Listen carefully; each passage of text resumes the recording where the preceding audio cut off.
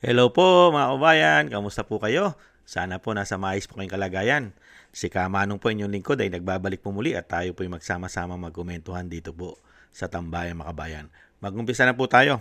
Komentuhan po natin ang dalawang pinakamataas na leader sa ating bansa. Ang tinatawag pong bangag at bongit ng kanyang ate at ang ating Vice President, Sara Duterte. Parehas po sila nagsalita sa pagtatapos po ng PMA Class 2026, mga kababayan. Ang ating Vice President, ang kanya pong pahayag ay idepensahan, ipagtanggol ang ating soberenya o ang ating sovereignty na merong dignidad at tapang. Ang Pangulo naman po ng Pilipinas na tinatawag pong bangag na kanyang ate, ang kanya naman daw pong pahayag ay huwag magnanakaw, huwag magsisinungaling, at huwag mandaraya, mga kababayan. Mukha po yatang lahat ay tumama sa kanya. Ang kanya pong talumpati sa 2026 class ng PMA graduate, mga kababayan. Ito po, umpisahan po natin ang Pangulo na tinatawag po ng kanyang ate na bongit at bangag, mga kababayan. Mag-umpisa na po tayo. Hindi ko maintindihan tong part na to no?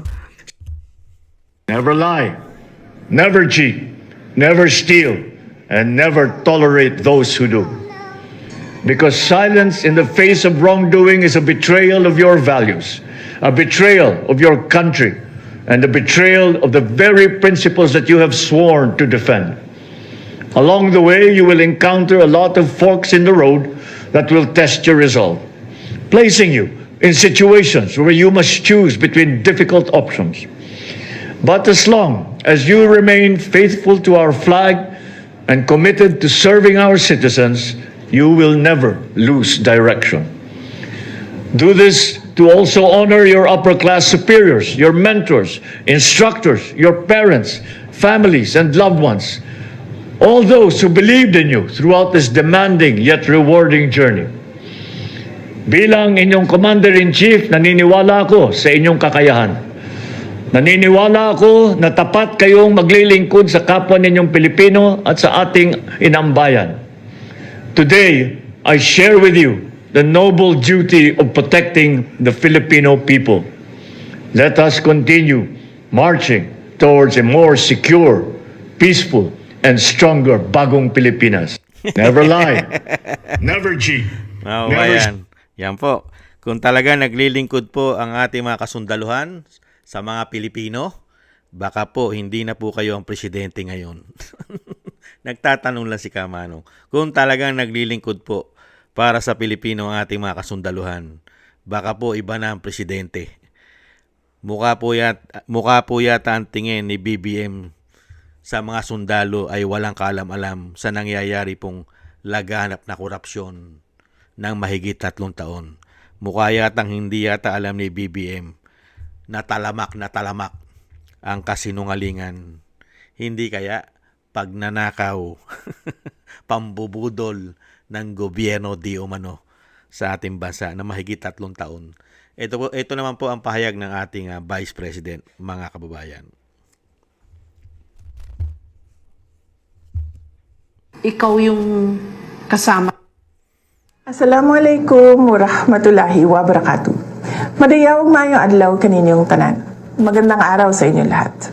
My warmest greetings to the Philippine Military Academy, Talang Dangal, Class of 2026. Today, I join your families and the entire PMA community in celebrating this milestone. Your graduation is the culmination of a rigorous journey, one defined by discipline, sacrifice, and an unwavering sense of duty. As you step out of Fort del Pilar, your lifelong commitment to the nation begins. Put to good use the training and values this institution has instilled in you. Be the bearers of our nation's pride, honor, and dignity. I urge you to personify integrity and courage at all times. Stand firm against all threats to our sovereignty and our liberties. Do not waver, even in the face of the most difficult challenges. Congratulations, PMA Talang Dangal, Class of 2026. Thank you for choosing this noble path. May your service be a testament to your determination to protect our country and uphold the welfare of every Filipino. Mabuhay kayong lahat. May God bless you. Mahalin natin ang Pilipinas para sa Diyos sa bayan at sa bawat pamilyang Pilipino. Syukran. Yan po mga kabayan, ang dalawang pinakamataas na leader sa ating bansa, ang Vice President at ang Pangulo ng Pilipinas. Nakita niyo po ba yung pagkakaiba mga kababayan? Ang kanilang pagkakaiba, ang kanilang statement o pahayag sa ating pong mga kasundaluhan na gumraduate po ang PMA, ang talang dangal, ito pong 2026, Class 2026 mga kababayan. At syempre po ang Pangulo, mga kababayan, ay pinagdiinan niya, ayon po sa kanya, Huwag magsisinungaling, huwag mandadaya, at huwag magnanakaw, at huwag konsintihin ang mga gumagawa nito, mga kababayan. At syempre po, ay maglingkod po sa taong bayan, sa Pilipino, ang ating mga PMA, ang ating mga sandatahang lakas. Kung naglilingkod nga sa mga Pilipino, ang ating mga kasunduluhan, matagal na po sanang wala kayata di umano sa kapangyarihan kung naglilingkod lang sa Pilipino.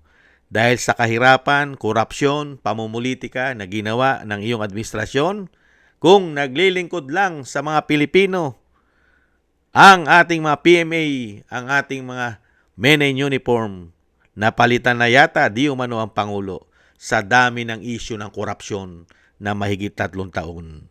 Hindi kaya? At may issue ka pa ng pulburon ayon mismo sa iyong ate. Hindi ka lumulubay gumamit ng pulburon ayon mismo sa iyong ate. Hindi po ba? Nakita niyo po ang pagkakaiba. Dahil nga po ang Pangulo ay ang Pangulo po kasi ng bansa ay medyo manhid na. Ang tingin niya po sa sarili niya, mga kababayan, ang kanyang administrasyon ay hindi po nagnanakaw, hindi nagsisinungaling, at hindi po nandaraya. Yun po yata ang tingin niya sa kanya administrasyon. Wala po yatang mga sinungaling, walang mga magnanakaw at mandaraya sa lahat po ng departamento ng gobyerno. Lalong-lalo po ang kanyang mga kaalyado sa House of Representatives. At nagkakagulo na po ang kanyang mga kaalyado di umano sa Senado. Kaya po, mukha po yatang binibilog lang ang ulo at niluluko at dinadaya ang ating mga kasundaluhan. Hindi kaya ang ating PMA? Hindi kaya ang ating PMA Talang Dangal, ang 2026 class o Class of 2026, ang PMA Talang Dangal? Unbelievable. Yan po mga kababayan ang pagkakaiba. Yung haharap ka sa mga sandatahang lakas, sa mga sundalo, na mga bayani, haharap ka. Akala mo, ang pagharap mo ay kay linis-linis ng iyong pamahalaan. Ikaw na nga mismo ang nagsasabi na grabe ang korupsyon sa iyong administrasyon. At ikaw na rin mismo ang nagsabi na ipakukulong mo lahat sila. Ipakukulong mo nung December. Natapos na po ang December. Malapit na pong maubos ang Mayo. Magkakalahati na po ng taon ng 2026. Wala pa pong napapakulong sa dami ng magnanakaw na sinasabi niya sa pera ng taong bayan. Kaya nga po, pakapala na lang po yata ng muka kahit po sa mga sundalo sa PMA na bagong graduate ay pwede mong sabihin ang sinasabi mo. Hindi kaya na bawal, wag magnanakaw, wag mandaraya, at wag magsisinungaling. Ang bihira, mga kababayan. Yan po ang pagkakaiba. Pero sa kabila niyan, ang ating Vice President at syempre po ay talagang talagang yung kanya pong respeto at na may dangal at dignidad dito po sa ating mga kasundaluhan. Nagawin lang po nila ang tama, ang tungkulin nila sa bayan, sa Pilipino, at ang ating soberenya ay lagi pong ipagtanggol na meron pong dangal, dignidad. Hindi po ba? Hindi po katulad ng administrasyon ngayon. Ang ating sovereignty ay ipinamimigay na sa banyaga. Hindi po ba? Napakadali po nilang magpatapon ng Pilipino. Wala pa yatang due process. Yan po mga kababayan, ang dalawang pinuno na pinakamataas na pinuno sa ating bansa. Nakita naman po natin kung ano po ang pagkakaiba nila. Meron pong isang pinuno na hindi po nagnanakaw at hindi po nagsisinungaling at hindi po nandaraya, mga kababayan. Maraming salamat po sa inyo po. Thank you po sa nagusto po natin Tambayang Makabayan sa YouTube at TikTok at ganoon din po sa ating mga subscribers. At patuloy po nagsusubscribe at sa mga nagko-comment, like, share, and subscribe. Mabuhay po kayo. Shoutout po sa inyong lahat. At thank you rin po sa mga nagbibigay po ng tulong at biyaya. Shoutout po kay Jake Yahut ng Maisog, California, USA, Eric Hersho ng Canada, Kingston ng Hong Kong, Gina Ray ng Berlin, Germany, Julieta Silona ng Sydney, Australia, Baby Roman, Ate Isa ng Cagayan, Jem Ari sa United Arab Emirates, Annie Jo, Tatay Nick ng Toronto, Canada, Mila Yi, Felipe Shapno ng Texas, USA, Jesus Valdepena, Rolando Guerrero, Ma'am LB at Sir Manny ng North Miami, Florida, USA, Rolando Timbol ng Alberta, Canada, Melchorita Espinosa ng Orlando, Florida, USA, Arthur Estraniero ng USA, Mika Ligaspi at Frank Zamora ng California, USA. Thank you po sa inyo mga kabayan at ingat-ingat po kayo sa inyo po mga paggawa at shoutout po sa inyong lahat. At lagi po natin na isama sa ating po mga dasal at panalangin na maingatan po ang pamilya Duterte, ang ating Vice President ay maingatan. Ganon din po ang dating Pangulo na madugtungan pa po ang kanyang buhay at kalakasan at makabalik pa po siya sa ating bansa.